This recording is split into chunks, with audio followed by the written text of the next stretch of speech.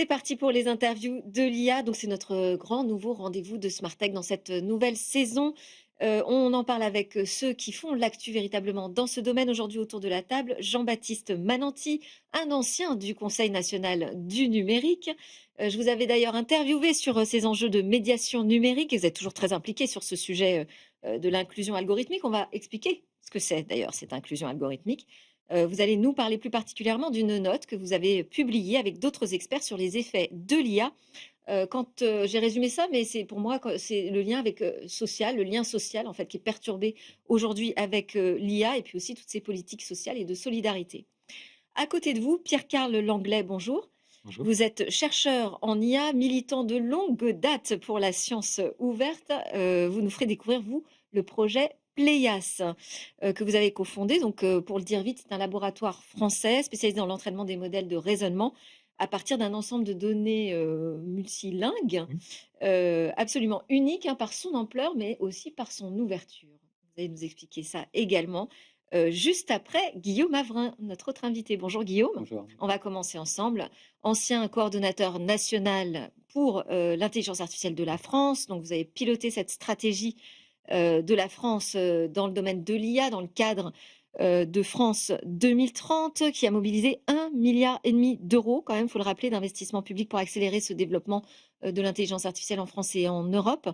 Aujourd'hui, vous êtes le directeur du développement et des partenariats stratégiques chez Harlequin AI, start-up d'IA française qui a été fondée très récemment, Mmh mh. 2024, et qui développe une plateforme d'intelligence informationnelle, attention à ne pas confondre, hein, qui est donc capable de cartographier, d'analyser, de comprendre tous ces flux d'informations qui nous entourent à une très grande échelle au service d'administrations publiques, mais aussi de grandes organisations privées. Dites-moi, Guillaume, c'est de la threat intelligence que fait Harlequin AI? Oui, bah, je pense que le sujet, c'est, aujourd'hui, on parle énormément des risques associés aux modèles d'IA les plus avancés, ce qu'on appelle les risques NRBC de construction automatique de virus informatiques ou biologiques avec l'IA.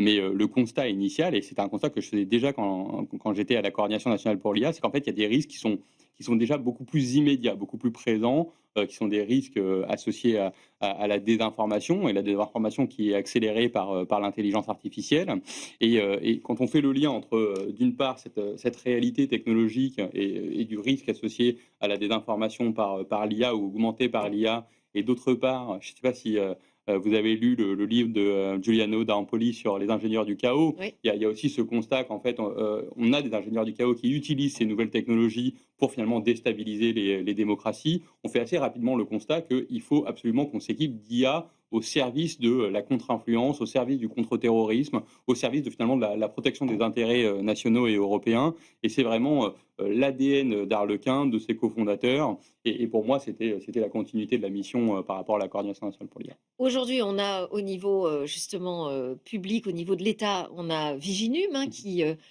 travaille au repérage de certaines pratiques, hein, de campagnes, en fait, Mhm. de désinformation. Du côté des organisations, il y a de plus en plus d'acteurs aussi qui travaillent sur cette threat intelligence. Mais pour vous, les enjeux sont tellement importants qu'on n'a pas, encore mesuré la criticité au niveau des organisations pour s'emparer des bons outils? Oui, bah, je pense que donc Viginum s'intéresse énormément dans ses missions à l'identification de qui, du qui. Qui c'est qui pousse des narratifs qui impactent négativement les intérêts nationaux.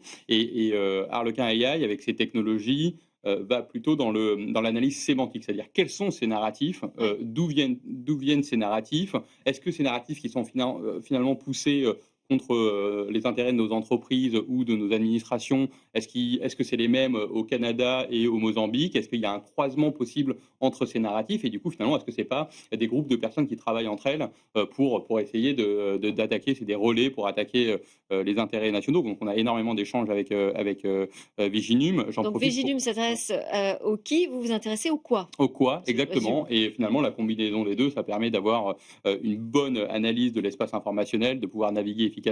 N Viginim est très orienté, bien sûr, public, on travaille aussi pour des acteurs privés.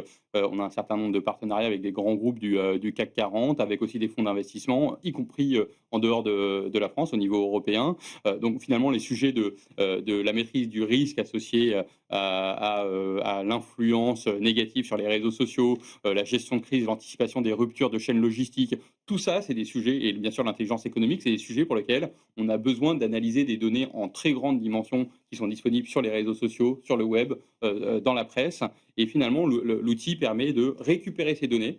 Et je sais qu'il ne faut pas que je rentre trop dans le détail technique et technologique Bah, quand même, ça mais m'intéresse parce que ouais. j'imagine donc que l'IA est un outil, utilisé pour, brasser ces données, mais quoi spécifiquement comme technologie Ouais. d'IA? Et ben, en fait, on a, vraiment le pipeline Harlequin, c'est d'abord une IA non supervisée, qui va structurer cette donnée en très grande dimension, pour finalement faire un scan informationnel, une représentation de l'information telle qu'elle existe naturellement, dans cet espace. Ensuite, il y a un savoir-faire unique, d'Harlequin scientifique, sur cette partie IA non supervisée. Ensuite, il y a plutôt un savoir-faire d'ingénierie qui est comment on connecte les sorties de cette IA non supervisée avec des LLM pour finalement traduire en langage naturel pour l'analyste humain, pour le décideur humain, cette information, pour lui permettre de naviguer efficacement dans ces différentes données informationnelles. Et ensuite, on a une IA agentique qui va aller envoyer la bonne information à la bonne personne au bon moment, de manière à accélérer les chaînes de décision. Donc, c'est vraiment un pipeline complet sur cette Et il y a des maîtrise de la responsables transformation. aujourd'hui de ces menaces, au sein des grandes organisations? Parce que vous Oui, bah, dites: «À la bonne personne», mais quelle est cette ouais, personne? bah, nos contacts dans les entités que j'évoquais tout à l'heure, ça va être typiquement la direction de la sécurité, la direction du marketing pour les enjeux d'intelligence économique et de competitive intelligence, la direction de la stratégie, parce qu'en fait, finalement, quand on est capable d'analyser des données en très grande dimension, on est aussi capable d'aller faire des recommandations extrêmement efficaces sur les orientations stratégiques à prendre pour le développement de l'activité, les directions de la communication, bien sûr, parce qu'il faut protéger l'image de marque. Je pense à l'industrie du luxe. La marque, l'image de la marque, ça représente plus de 60% de la valeur boursière de l'entreprise. Ouais. Donc dès que la marque est attaquée par des narratifs hostiles, ça fait chuter en bourse ces valeurs, et donc il faut absolument les protéger et les équiper. Et ça prend la forme quoi? D'un dashboard, enfin d'un tableau de bord, Il y a plusieurs parties. Il y a d'abord effectivement la partie en sortie de l'IA non supervisée. Donc c'est en gros une représentation de l'espace informationnel sous forme de poupées russes, de dendrogrammes, de dashboards, où on a un certain nombre de visuels disponibles. Là, c'est pour que l'analyste puisse très efficacement, de manière visuelle, avoir une idée de comment est organisé l'espace informationnel sur le sujet qui l'intéresse. Ensuite, il y a la partie langage naturel qui est générée par le LLM, qui est sous forme de rapport. Il y a aussi un executive summary de 2 pages de manière à aller très très vite dans l'accès à l'information. Il y a ce qu'on appelle Ask Harlequin, c'est une fonctionnalité plutôt de chatbot, mais qui va faire du RAG, pardon pour les expressions. Donc le RAG, ça va être une technologie qui permet d'aller récupérer dans une base de connaissances l'information qui nous intéresse, sur laquelle là, on en se... l'occurrence, la base de connaissances de l'organisation, voilà, C'est pour, ça, ou se le nourrir croisement. uniquement d'informations validées. Tout à fait. Et la force, c'est d'être capable de croiser les informations internes de l'entreprise avec justement Ouais. les informations disponibles en ligne. Et ce qui est très important, c'est que le RAG, on ne le fait pas sur la donnée brute, ce serait pas très intéressant, c'est le RAG classique. On le fait plutôt sur la sortie de l'IA non supervisée, c'est-à-dire une fois que les croisements, une fois que l'analyse est faite. Et donc là, on est hyper pertinent parce qu'on est capable de dire, de poser des questions du type dis-moi si les narratifs qui sont poussés par Trump sur l'AGI, par exemple, l'IA qui aurait Général. un niveau d'intelligence qui serait égal à celui de l'être humain, bah, finalement, c'est aligné avec les narratifs qui sont poussés par OpenAI en Europe. De manière à, et ce type de croisement d'informations, elle n'existe pas dans la donnée brute. Elle ne peut être obtenue que par le croisement de ces différentes bases de données et donc en sortie de l'IA non supervisée. Et peut-être un peu pour donner une image de ce qu'on fait, sans vouloir être trop long, c'est que l'IA non supervisée, c'est un peu la différence entre entendre et écouter. C'est-à-dire, on ne se contente pas d'entendre, on écoute ce qui est dit, on le comprend, et on arrive à en avoir une représentation pertinente. Et ensuite, la partie LLM, si on met justement de la donnée non comprise en entrée, en sortie, on a du bruit. Et la différence, c'est que si on a l'IA non supervisée qui est pluguée au LLM, au lieu d'avoir du bruit, on a du sens. Et c'est un peu ça la philosophie. C'est écouter et générer du sens à partir de cet espace informationnel. Vous avez des questions? Vous découvrez le projet ou? Absolument. Ouais? Je pense que ça entre en résonance, avec beaucoup de choses qui se font à l'échelle territoriale sur le besoin justement de saisir ces enjeux informationnels, que ce soit au sein des entreprises, des collectivités ou du grand public. Mmh. Oui, elles ont besoin, mais est-ce qu'elles ont conscience aujourd'hui que ça fait partie des menaces, en fait, hein, cette, menace informationnelle? Je ne sais pas si elle est vraiment très bien prise en compte. Moi, je participais à un événement de la Villa Numéris justement, sur ce sujet en sensibilisant Mmh. le secteur, privé, et donc les collectivités, en tout cas des organisations qui, a priori, se sentent pas forcément directement concernées par la menace informationnelle et qui pourtant le sont, Mmh. indirectement avec des dégâts qui peuvent être, très importants. Je sais pas, les collectivités, ça fait partie des contacts que vous avez? Et ben, on a bien sûr des contacts, mais pas encore de clients, il me semble, à l'échelle, régionale ou locale. On a par contre les gouvernements, c'est très clair. On a déjà comme client le gouvernement, du Royaume-Uni, bien sûr le gouvernement français avec, 2 ministères, et également on est en discussion très avancée, avec, l'Autriche, la Roumanie, en particulier. Donc on voit qu'au niveau gouvernement, indépendamment justement des frontières ou des compétitions qui pourraient exister entre les acteurs de l'IA, le sujet de la désinformation, de la contre-influence est tellement important qu'en fait ça dépasse les frontières des différents États membres de l'UE et on arrive à bien collaborer, ensemble.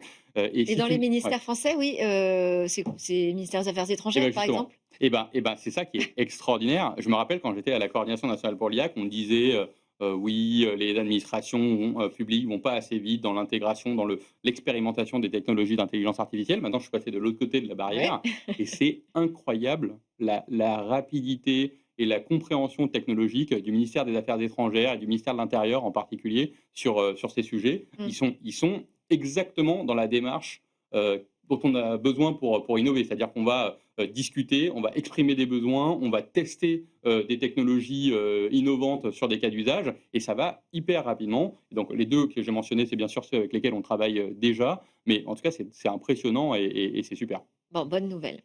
Jean-Baptiste Mananti, donc fondateur de Viam Iveniam, qui est un cabinet de conseil en stratégie territoriale, spécialiste de ces enjeux, territoriaux du numérique. Vous publiez avec Aurélie Jean et l'Institut Terram l'étude IA inclusion algorithmique, un enjeu de cohésion sociale, économique et territoriale. Alors juste un mot sur l'Institut Terram, donc c'est un groupe de réflexion, multidisciplinaire qui est dédié à l'étude des territoires. Je voulais avoir une petite explication sur inclusion numérique, hein. Qu'est-ce que ça veut dire? Inclusion algorithmique, vous voulez dire peut-être, Pardon. qui est Oui, parce que numérique, on le en a titre de déjà parlé, l'étude. j'ai bien compris. Hem, Algorithmique. alors cette notion d'algorithmique, elle vise à, déjà s'inscrire dans le prolongement de l'inclusion numérique, donc il n'y a pas vraiment de confusion, mais, elle vise à, essayer de, on va dire comprendre un ensemble de dynamiques et de politiques qui pourront venir permettre à chacun un usage, éclairé et capacitant, on va dire, des technologies algorithmiques et de l'intelligence artificielle.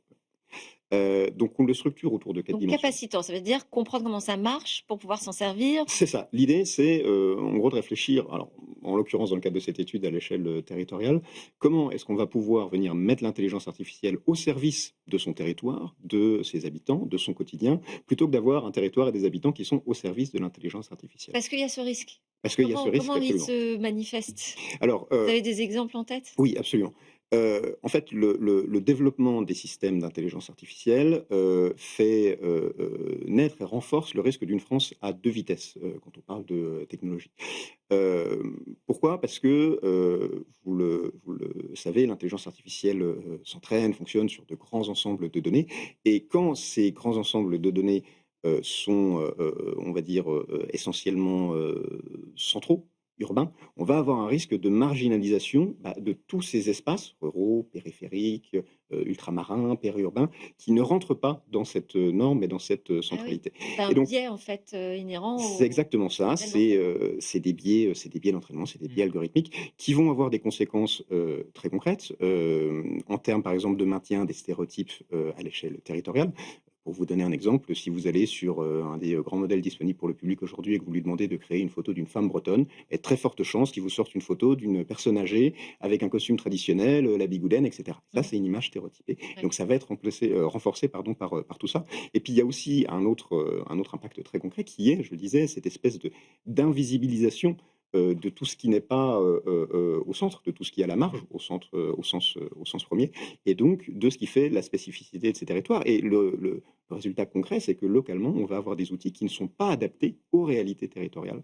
Et en plus de ça, on a une espèce de double peine qui se met en place, puisque ces systèmes d'intelligence artificielle vont s'entraîner sur, les données, des utilisateurs qui s'en servent aussi quotidiennement, et il se trouve que ces territoires, en particulier les territoires ruraux, sont parmi ceux qui ont les usages du numérique les moins, développés, les moins fréquents, et donc on va avoir cette espèce d'auto-renforcement, de double peine qui va contribuer à, continuer à marginaliser, à fragiliser des territoires qui sont déjà En fragiles. fait, on continue de parler de cette fracture numérique. Exactement. Il y a quand même on entend beaucoup de projets dans les collectivités, sur, l'intelligence artificielle. Est-ce que vous dites: «Ouh là là, faut qu'elles y aillent doucement» ou alors: «Ah bah, c'est super, ça progresse»? Ouais. Comment est-ce que vous réagissez par rapport à ça? Alors, on ne dit pas du tout qu'il faut, ne pas y aller, au contraire, parce que justement, comme vous le dites, il y a des perspectives qui sont, assez riches et hyper enthousiasmantes de développement de l'IA à l'échelle territoriale, sur un nombre, très important de sujets. Mais justement, ça nécessite de mettre en place, on va dire, ce cadre, pour nous assurer que ces services et ces outils et ces systèmes d'IA qui sont déployés localement, bah, servent réellement, le local. Et c'est là qu'intervient cette notion d'inclusion algorithmique qui donc recouvre quatre grandes focales, on va dire. Une focale sur l'accès, le fait de pouvoir accéder au matériel, à une connexion de qualité, à des outils spécifiques. L'usage, le fait de savoir manipuler au final ces outils et les mettre au service de son quotidien. La compréhension, comprendre comment fonctionnent ces outils, d'accord, mais aussi comprendre leurs impacts. On parlait par exemple des impacts informationnels, ça fait partie de cette culture numérique, de Oui. cette culture algorithmique qu'il faut développer. Et puis le dernier point, c'est la conception. C'est-à-dire comment est-ce qu'on va réussir à intégrer dès la création de ces outils cette visée émancipatrice et inclusive. Mmh. Une question, une remarque, Oui, Guillaume? une remarque et question.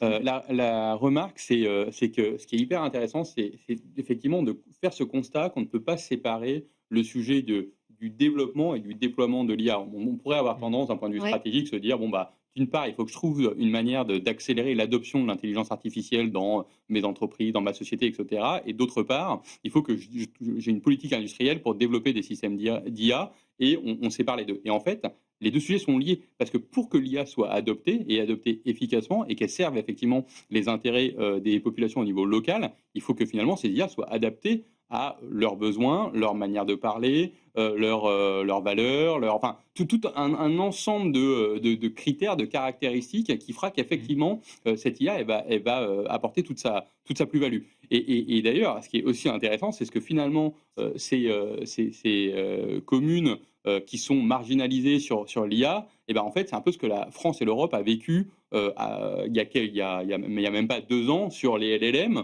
où en fait, tous les LLM qui existaient sur le marché étaient des LLM entraînés par des entreprises, américaines qui finalement ne correspondaient pas du tout aux valeurs, françaises et européennes, et il était nécessaire du coup, Ouais. pour apporter de la création de valeur, Mmh. dans nos entreprises, bah, il fallait avoir des nouveaux LLM qui répondaient davantage à nos besoins. Déjà, à commencer par dire des LLM qui fonctionnent bien en français, parce qu'ils étaient très bons en anglais, mais clairement moins bons sur les benchmarks en français. Donc c'était la première étape. Et donc c'est intéressant de voir cette continuité jusqu'au niveau de la commune. Et Mais la les communes question, n'ont pas les mêmes moyens que bien la sûr, France, bien l'Europe sûr, dans son Ouais. tout à fait, ensemble. Eh tout à oui. fait. Et la question, c'est du coup, au niveau européen, une des options qui a été trouvée pour travailler sur le sujet, c'était de créer l'Altedix, c'est une entité européenne qui a vocation à regrouper des langues, et en particulier des langues rares au niveau de l'UE, pour pouvoir aider le développement de systèmes d'IA. Est-ce qu'on pourrait imaginer la même chose au niveau des communes?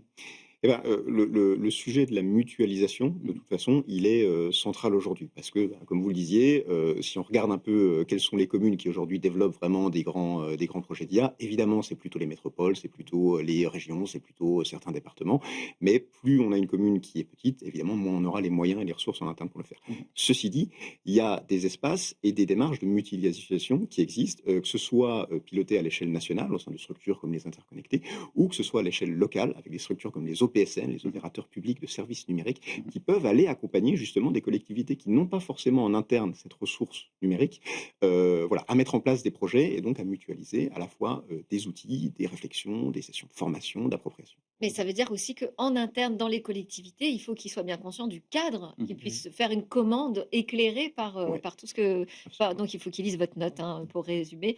Pierre-Carl Langlais, je disais que vous étiez un chercheur, en IA, le cofondateur de Pléiades, donc vous allez nous expliquer, de quoi il s'agit. Vous êtes aussi administrateur sur, Wikipédia, parce qu'on parle de données ouvertes et Oui. de sciences ouvertes, donc je pense que c'est pertinent de le préciser. Vous avez co-rédigé un rapport, pour la Commission européenne sur l'édition en accès libre, non commercial, coordonné la publication du Common Corpus, donc un, jeu de données, le plus grand jeu de données, ouvert, Ouvert. disponible pour l'entraînement des modèles de langage. Donc Pléiades, c'est un laboratoire aujourd'hui, spécialisé dans l'entraînement de petits modèles de raisonnement, d'environnement synthétique, vous dites aussi pour les industries, réglementées, qui est vraiment pionnier dans l'entraînement à partir de données Oui. ouvertes.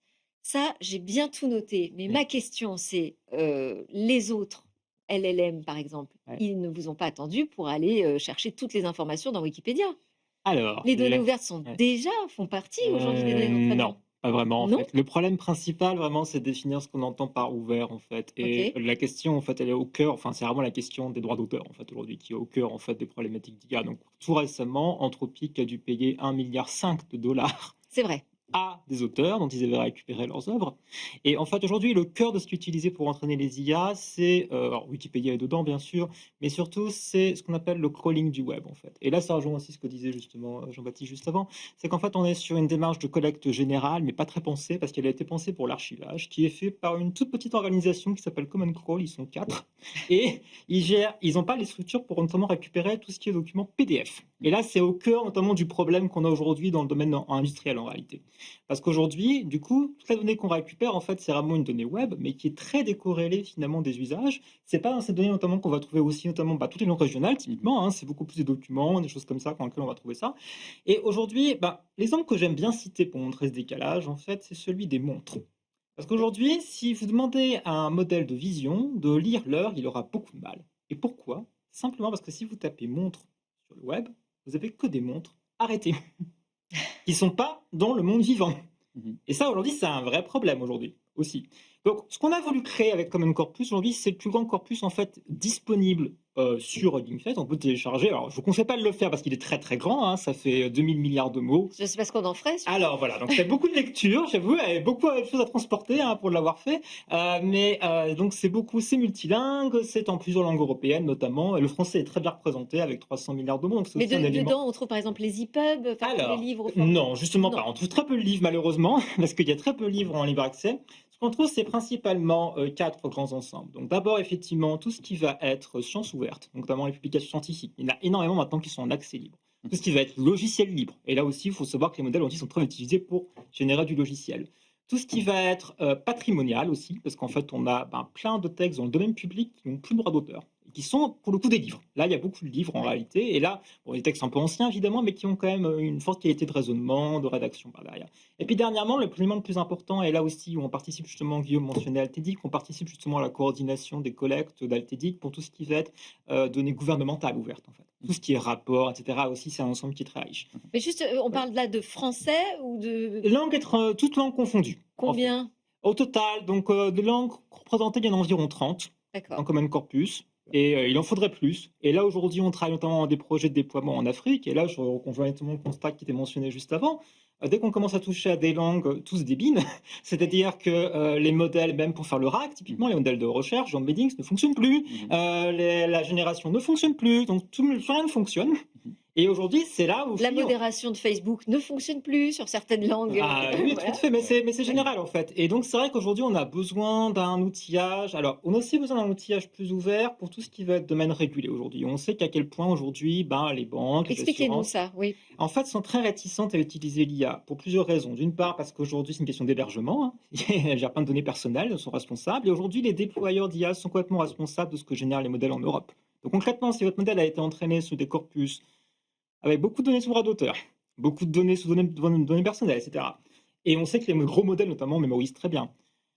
Vous êtes responsable. Mmh.